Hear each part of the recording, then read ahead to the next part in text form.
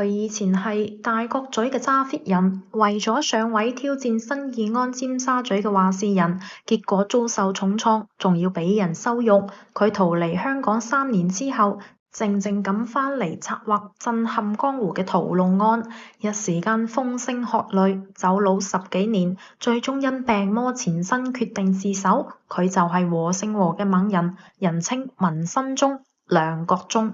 梁國忠1969年出世，喺香港好早就出咗社會，拜喺和勝和猛人傻佬庭門下。一直以嚟，佢嘅勢力都喺大角咀。大角咀雖然係舊城區，但係魚龍混雜，社團爭鬥不斷。早年梁國忠靠住自己嘅雙拳打敗其他社團嘅人，獨霸呢度嘅利益，每個月都可以領到40幾萬保護費。之後佢又喺通州街公園開賭檔，賺到盆滿缽滿。有咗錢嘅人，往往會諗住要更大嘅名氣同地位。2006年，和勝和新一屆錯館準備開選，梁國忠好積極，但係想上位，總要有突出貢獻先得。佢睇中咗尖沙咀，尤其係新義安嘅富德樓地盤，而當時新義安尖沙咀嘅話事人就係李泰龍。點解會及上李泰龍呢？事情要追溯到10年前，臨近香港回歸，好多黑社會選擇坐定落陸。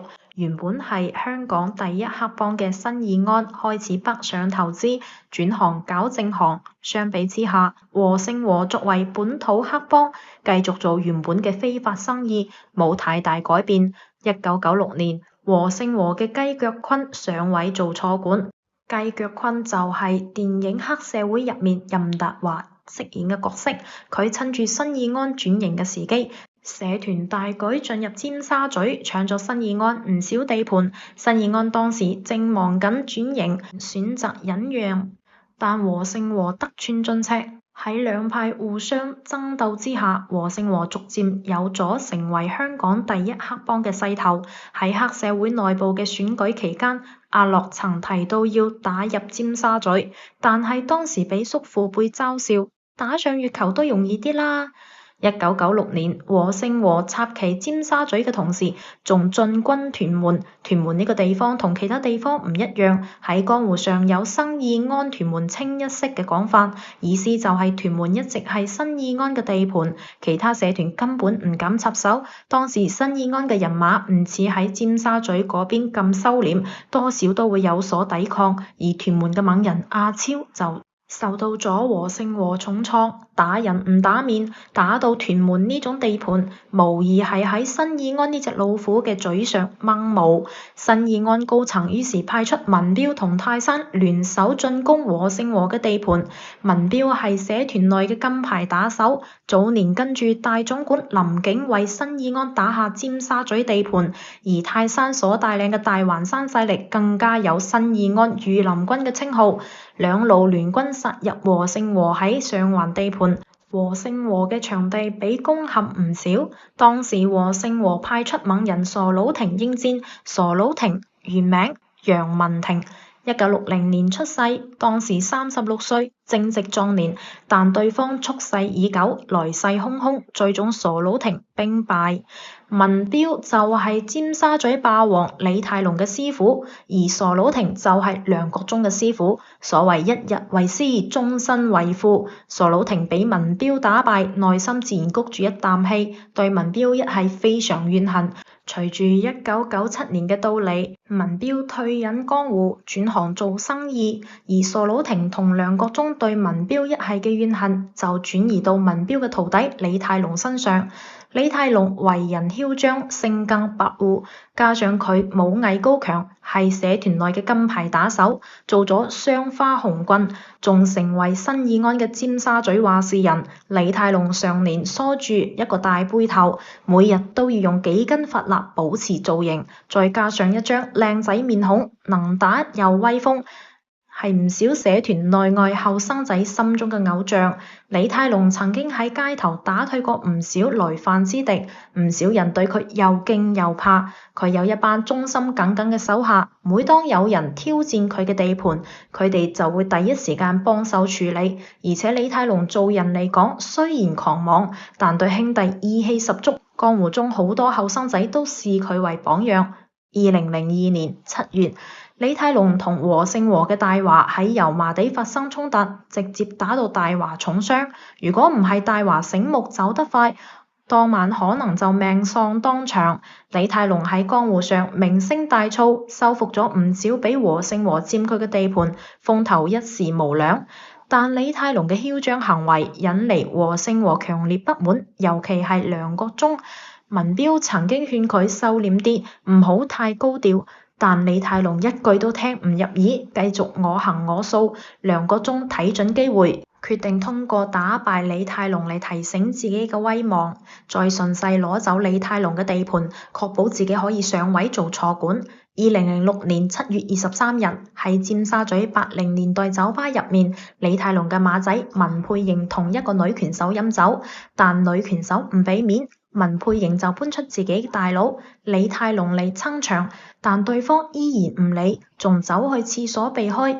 文佩瑩唔忿氣，跟住入廁所繼續糾纏，但俾另一個女拳手拚咗出嚟。文佩瑩非常狼狽，返到卡座，但啱坐低就俾梁國忠帶住20幾個手下包圍，拳腳相向。李泰龍收到消息，馬上趕到現場，仲喺門口召集咗20幾個人支援。雙方喺酒吧內大打出手，一片混亂。李泰龍身經百戰，甚至擒賊先擒王嘅道理，攞起卡座上未飲完嘅軒尼詩酒樽，直接向梁國忠掟過去。梁國忠被打到頭破血流，面上留低咗明顯傷疤。對梁國忠嚟講，面上嘅傷疤唔係大事，但心理創傷先係致命㗎。呢次失敗係奇恥大辱，梁國忠冇顏面對兄弟，決定暫時離開香港，走去東南亞避風頭。喺海外嘅梁國忠對呢次失敗一直耿耿於懷，加上師傅傻佬廷同文彪嘅恩怨，心中嘅憤怒越嚟越強。喺東南亞嘅日子唔容易，梁國忠雖然離開咗香港，但佢依然保持住對江湖嘅聯繫。佢喺當地結識咗唔少東南亞黑幫人物，甚至開始幫手做生意，繼續維持自己嘅勢力。喺泰國、馬來西亞等地，佢同當地幫派合作，搞賭場、走私等業務，亦因此揾咗唔少錢。但係雖然喺海外有咗一定嘅根基，梁國忠嘅心中始終放唔低當年喺香港受到嘅恥辱。佢喺度等一個機會，能夠返去香港為自己討回公道。佢唔止一次醉酒後向身邊嘅兄弟發誓，要重返香港揾李泰龍算賬。反觀李泰龍嗰邊，佢知道梁國忠走咗之後，起初仲有啲防備，但時間一長就放鬆咗警惕。李泰龍繼續喺尖沙咀鞏固自己嘅勢力，繼續開設賭場、擴展地盤。佢越嚟越高調，甚至開始插手娛樂圈，喺電影製作公司入面投資。佢成日同啲明星藝人一齊出入，出手闊綽，喺香港上流社會撈到風生水起。2009年8月3日，李泰龍去富豪酒店地牢酒吧消遣。凌晨4點離開，啱落車，突然有一部50麵包車高速衝向李泰龍，將佢撞飛幾米遠，然後急剎車，車上衝出3名蒙面大漢，手持40厘米嘅大斬刀，直撲李泰龍。李泰龍仲未反應過嚟，就俾3人圍住，身中數刀。蒙面人見到李泰龍已經重傷倒地，迅速逃離現場。呢場伏擊被稱為屠龍案，令香港黑社會震撼不已。事發後，梁國忠再次逃往海外。警方展開大規模調查，甚至發出懸賞通緝令，但梁國忠匿得好隱蔽，一直都冇被捉到。直至2020年，逃亡咗10幾年嘅梁國忠，因為患上咗腦癌，選擇返嚟自首，希望能夠接受治療。原嚟佢一直喺泰國避難，靠和勝和社團嘅接濟生活。梁國忠自首嗰一年已經50幾歲，可能係多年嘅逃亡生活令佢身心俱疲，又或者係因為病痛折磨令佢明白呢啲日子唔可以再繼續落去。多年嚟嘅奔波流離，佢已經無力再繼續呢種日子，最終決定返香港面對自己嘅罪行。佢喺自首之後被押送返香港接受審訊，喺庭上佢顯得非常憔悴，冇咗當年叱咤風雲嘅氣勢，只係一個飽受風霜嘅中年男人。佢承認自己策劃咗屠龍案，並對當年嘅行為表示後悔。佢講：當年我太年輕氣盛，做咗好多錯事，希望依家可以有一個機會贖返自己嘅罪行。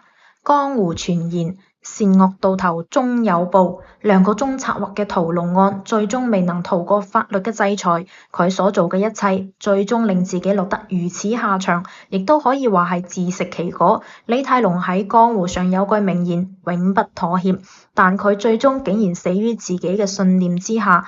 呢個故事反映咗香港黑社會內部錯綜複雜嘅關係，亦提醒咗每一個人，江湖並非光明大道，終究係充滿危機與危險嘅迷途。做人做事唔可以太過依賴權勢凌人，因為總有君子報仇10年未晚嘅人會出現。今日嘅故事就講到呢度，希望大家可以從中得到啟示。江湖雖然精彩，但係危機四伏，唔係每個人都可以全身而退。我哋下期再見。